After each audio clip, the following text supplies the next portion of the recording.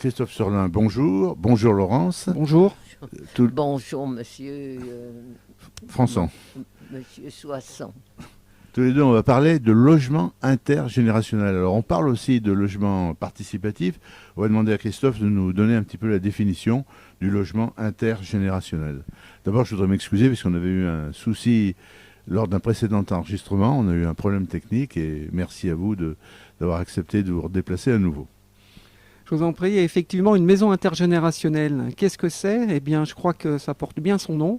C'est de mettre sous un même toit, dans une même maison, plusieurs générations. Et c'est le cas chez Amicis. Nous avons des tranches d'âge, ça va de 8 ans à Laurence, combien ? Bientôt 90 ans. 8 janvier 34, je suis. Alors j'aurai 90 ans le 8 janvier. Voilà, et c'est vrai que nous avons aujourd'hui à la fois une famille qui vit, un couple avec 3 enfants. Nous avons des jeunes qui sont là, des étudiants, oui. Une étudiante à l'école de commerce Oui. qui nous a rejoint par exemple lundi. Et puis nous avons 3 anciens et encore un petit peu de place pour pouvoir accueillir d'autres anciens qui sont intéressés pour rejoindre cette maison intergénérationnelle. Est-ce qu'il y a d'autres logements intergénérationnels dans le département de la Loire ou est-ce que vous êtes pionnier, notamment sur Saint-Étienne ? Alors, je crois que j'en connais peut-être une autre qui s'est mise en place, mais plus sur le champ aussi social, qui peut intéresser aussi une partie du monde. Je crois qu'elle doit être portée par une association ou la commune de Saint-Étienne, je ne sais pas trop, je ne pourrais pas faire d'impair. Oui, bien sûr. Mais voilà, c'est des choses qui sont assez novatrices. C'est plus développé dans d'autres pays, les pays nordiques par exemple, qui sont plus sur ce champ-là. Oui. Et nous avons souhaité en tout cas apporter une solution à nos seniors intermédiaires qui n'existaient pas. En tout cas, ou très très peu dans notre pays, et notamment sur la ville de Saint-Étienne. Vous n'êtes pas avec votre ami professionnel de l'immobilier, quel a été le point de départ qui vous a amené à vous lancer dans cette aventure très concrète sur le plan économique et social ? Avant tout, un projet social et humain, parce que nous avons la cinquantaine avec Jean-Marc, tous les deux, et nous sommes au cœur justement de l'intergénération, parce que nous avons nos propres enfants qui cherchent leur premier logement et qui sont eux-mêmes étudiants.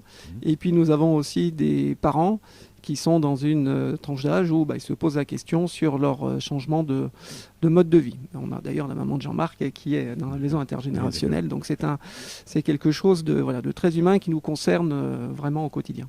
Alors le bâtiment, c'est ce qu'on pourrait appeler une maison de maître.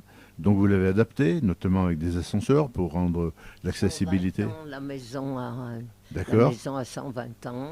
Elle est plus âgée que vous alors ? Oui, moi. que bientôt 90. Oui. Mais je bouge beaucoup. Et vous prenez l'ascenseur quand même, puisque la maison a été équipée d'un ascenseur. Oui, mais la maison pour favoriser. est équipée, mais c'est souvent que je monte les escaliers. C'est très bien. Tout de même, parce que j'ai toujours fait beaucoup de sport. Mais c'est très bien d'en faire. 7 ans, 82 ans, 75 ans de gym, ça compte quand même. Donc c'est vrai que Laurence reste. Il y a aussi reste accessibilité pour des personnes à mobilité réduite. Voilà, il y a une rampe. Vous avez fait des transformations, des adaptations. Une maison de maître qui a toute la prestance d'une belle maison, des grandes hauteurs, plafonds, etc. Et des escaliers. Donc on est juste derrière le cours Foriel. Oui. Effectivement. Donc on profite aussi de la qualité de vie de ce quartier-là et dans un cadre aussi magnifique parce qu'on a un parc arboré, une piste. Voilà, une belle vue, un parc arboré. Moi j'ai 2 pièces, mon appartement comprend 2 pièces, mais j'ai une vue magnifique les soirs. Alors, je vous avais déjà vu, vous étiez très content, il y avait 2 étudiants masculins, et vous étiez très content des contacts, des échanges que vous aviez. Oui. Je crois que vous participiez même à des jeux de société avec eux. Oui, et puis je suis très objective, j'ai toujours été comme ceci, et donc moi je pose des questions et je leur demande qu'est-ce que vous voulez faire, etc. Je suis toujours en train. Et puis je bouge beaucoup, je fais horticultrice, je coupe toutes les fleurs, j'ai mon sécateur, je coupe toutes les fleurs. C'est pas vous qui entretenez la piscine quand même, parce qu'il y a une piscine aussi. Et la piscine, et j'ai la piscine qui fait 1m80 quand même sur toute sa longueur, elle fait 1m80 de hauteur. Mais enfin, moi je nage alors. J'ai toujours fait beaucoup de sport, alors ça me fait...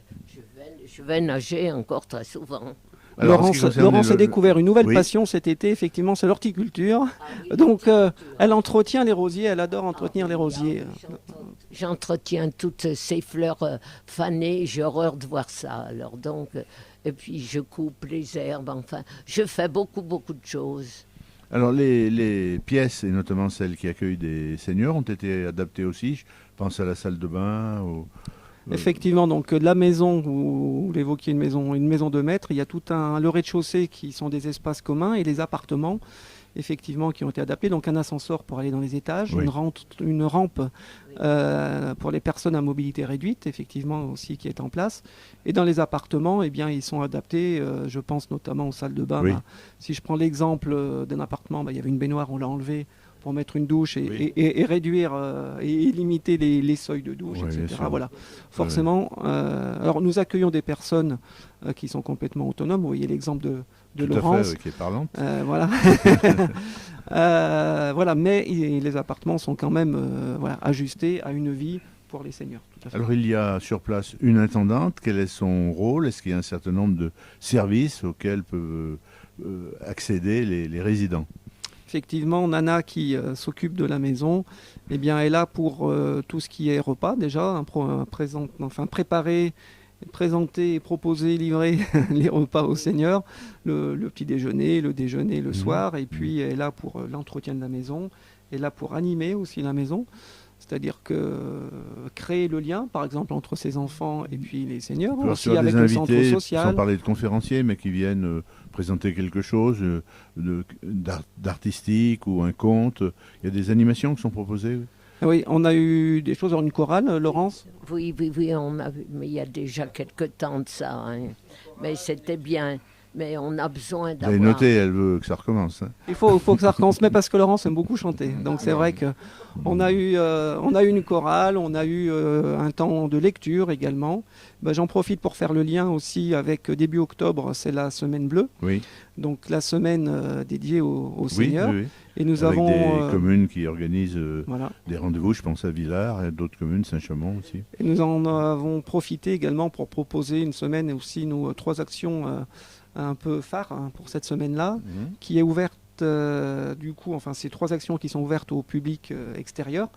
Donc n'hésitez pas à consulter notre site missis.fr voilà, pour trouver le détail, mais voilà, on va de un temps sur la magie des bols tibétains, découvrir donc un temps on va dire de réflexologie ou de spiritualité à travers les bols tibétains, donc des choses un peu nouvelles, innovantes aussi, toujours. Une visite interactive de Saint-Étienne, quelque chose de nouveau et d'innovant aussi, comment de chez soi découvrir Saint-Étienne et interagir avec ce qui se passe dans la ville. Et puis un temps plus classique de jeu, de partage entre générations le samedi 7 mai. Voilà, donc tout un programme ouvert aux personnes extérieures. Alors, quelques mots aussi sur je me souviens, lorsque vous m'avez fait visiter l'établissement, il y a un lieu de convivialité, c'est-à-dire qu'on peut recevoir aussi de la famille, par exemple fêter un anniversaire, ou recevoir de la famille qui habite un peu loin et que ce sera plus sympathique que de la côtoyer que si elle est à l'hôtel. Sûr, oui. c'est sûr. Mais ça commence de bouger maintenant hein, chez nous. Au bon sens. Oui. Il faut que... Des étages, là, j'ai vu des personnes, j'ai dit, ah tiens, tu ne connaissais pas. Ouais, on a intégré une nouvelle étudiante effectivement lundi.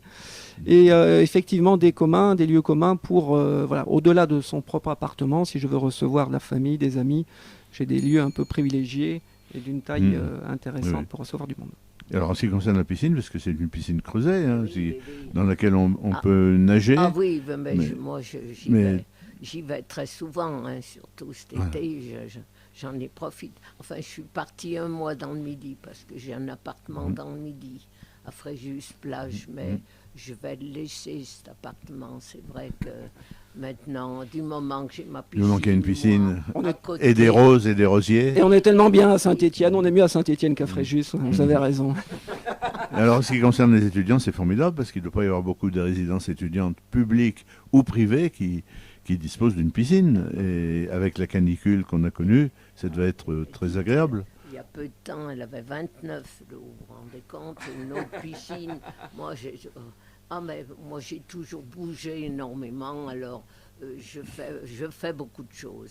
Alors Christophe, Donc, vous n'avez pas besoin d'un directeur de communication, vous l'avez déjà je l'ai déjà là. sur place. C'est vrai qu'on a plein de lieux où les personnes peuvent se rencontrer. Si on parle l'été, la piscine est un lieu privilégié où on peut prendre du temps ensemble et partager une petite baignade, une discussion. Les lieux communs, la salle à manger, les salons sont des lieux aussi où on peut partager de bons moments, des discussions, des moments festifs, des moments de jeu, etc. On va peut-être terminer en donnant le site internet de la résidence, parce qu'on a parlé d'un certain nombre de rendez-vous liés à la Semaine Bleue. Je pense qu'il y a des photos aussi qui permettent de se faire une idée du lieu, de son aménagement, des possibilités qu'il offre. Alors le site internet, c'est amicis.fr, donc www.amicis.fr. Oui. Ben, merci beaucoup Christophe Sorlin et Laurence d'être venus nous parler Oui. d'habitat intergénérationnel. Oui, et puis très très contente. Moi vraiment, je suis enchantée. J'ai une vue tellement magnifique le soir. J'ai une petite colline en face de chez moi, puis tous ces sapins. Moi vraiment, je suis au paradis. Et je vois que notre réalisateur Thierry aussi est enthousiaste. Donc on vous attend au paradis.